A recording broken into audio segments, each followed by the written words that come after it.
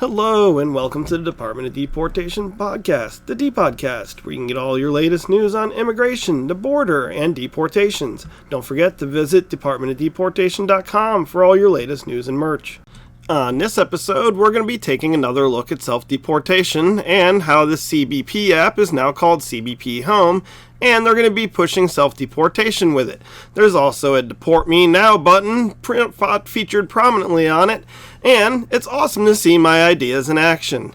We'll take a look at what Kristi Noem has to say about it, and we'll take a look at some of the people who are already using it to self-deport.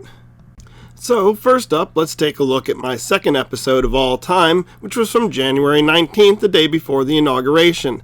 At that time, they said they were just going to delete the CBP app completely, and I recommended that we turn it into a self-deportation portal with a Deport Me Now button. Well, this is exactly what they did about 2 months later, to the T. They did both of those things and released it on the same day. Coincidence? I don't think so. I posted it all over X and several other social medias, and I was tagging ICE, Kristi Noem, and others in it. So, whether I ever get credit for it or not, I'm pretty sure somebody saw my idea and put it into action. To start with, we feel that we should use the tools that are currently available, including the CBP One app, which is currently being used to allow people to apply for asylum and several other functions.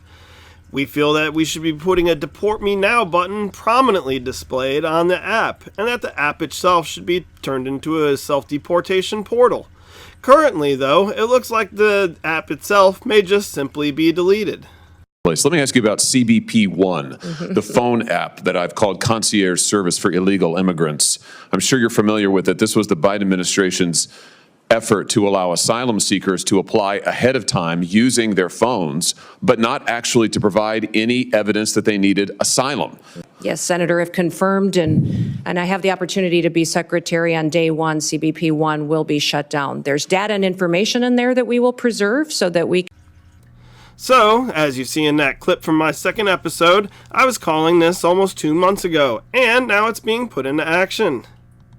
As we see in these posts from Stephen Miller and from the Rapid Response White House 47 team, we see that they're promoting it now and posting it all over the place. It's all over their social medias, and that's a good thing. Advertise it to the maximum possible, let people know it's there, maybe they'll use it and get out of the country.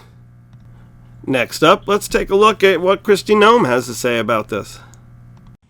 Allie, we've been talking a lot about the newly revamped CBP Home app and the self-proclaimed self-deportation feature, which allows undocumented immigrants to essentially tell the government, hey, I'm going to leave the United States. Did you get a chance to ask Secretary Noem about that and whether or not she realistically thinks it's going to be used? Yeah, you'll remember that the CBP Home app, it was once the CBP One app, something that was pretty controversial under the Biden administration that allowed more than 500,000 individuals to come straight into a port of entry and essentially seek asylum and be let into our country with a court date later on. The Trump administration was very clear they were going to put an end to that. On day one, they did.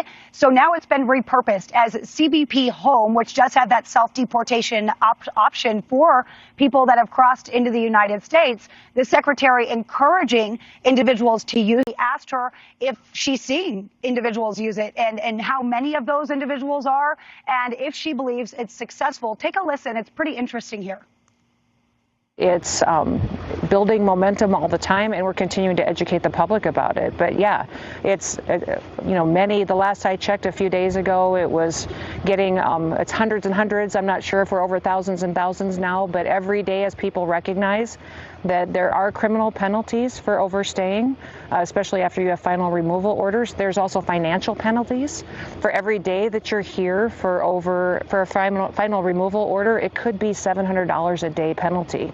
So if someone has been here for years, past the date of their final removal order, it could be tens of thousands, hundreds of thousands of dollars, and that's a consequence they could face if they don't self-deport. Is that new, or is that under Title That's always been in place, but it's got the potential to be enforced.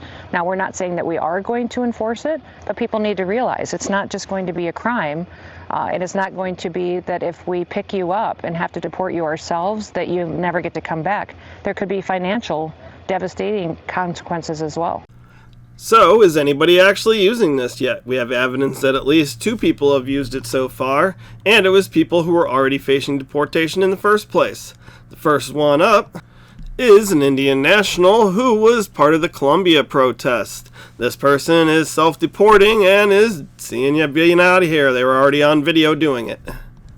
And the second, much more interesting one, is AOC's aide, which she might go to jail for hiring an illegal. I know that they're actually looking into it, and this seems like it has a lot more teeth than the last time when Tom Homan was referring her for giving general advice, but I think this, actually in employing an illegal in her office who had no paperwork, I think this might actually be one that she could go to jail for.